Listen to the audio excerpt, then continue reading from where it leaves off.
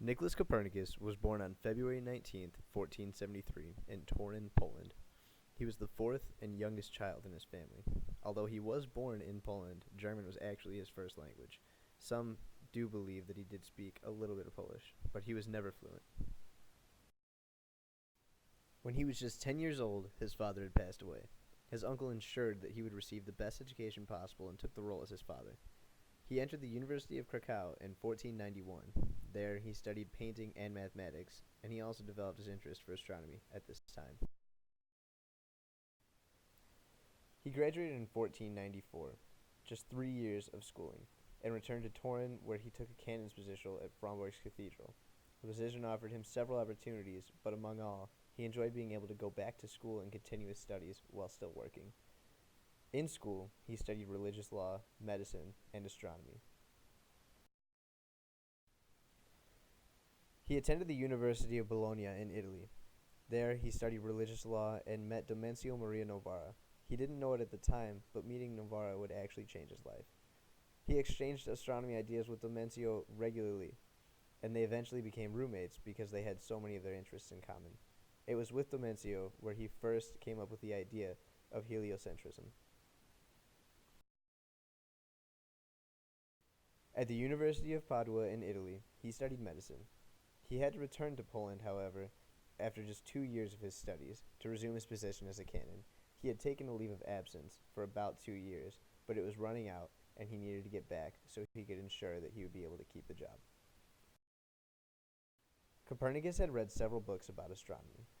In 1508, he began developing his own celestial model, the heliocentric solar system. His theory was this: the sun is at rest near the center of the universe, but is not the center of the universe, and the Earth spins on its axis once daily, revolving around the sun annually. He also believed that the size of each planet's orbit depended on its distance from the sun. Although this theory was viewed as revolutionary, he was not the first to propose the idea. In 270 BC, Greek astronomer Aristarchus of Samos said the same thing. Ptolemy's geocentric theories were more accepted by the Roman Catholics, however. He believed that the Earth was the center of the universe. His theories stood for almost 1,400 years before being disproven. In 1513, he built his own observatory and started his research. His observations did, however, lead him to form some inaccurate conclusions. Perhaps the most inaccurate conclusion was that he believed all planets actually revolved in perfect circles. This theory stood for a while, but was later proven wrong by the German astronomer Johannes Kepler. After a year's worth of observations, he began to write a book. In 1514, he wrote Commentariolus, Latin for small commentary. In this, he summarized his heliocentric planetary system and provided proof in the model itself. In these proofs, he described his assertion that 34 circles should illustrate planetary motion. He sent these to several friends for review, but got little to no feedback about the information that he had provided.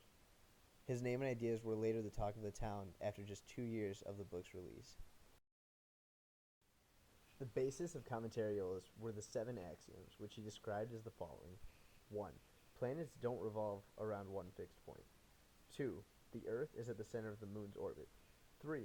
The Sun is at the center of the universe, and all celestial bodies rotate around it. 4. The distance between the Earth and the Sun is only a small fraction of the star's distance between the Earth and the Sun. 5. Stars do not move. 6. The Earth moves in a sphere around the Sun. And 7. The Earth's orbit around the Sun causes other planets to orbit in the opposite direction. His model was not well received by the Roman Catholic Church. It was seen as heretical, and it was against the Church's beliefs. Andres Osiander, a Lutheran minister of the time, said, "This fool wants to turn the whole art of astronomy upside down."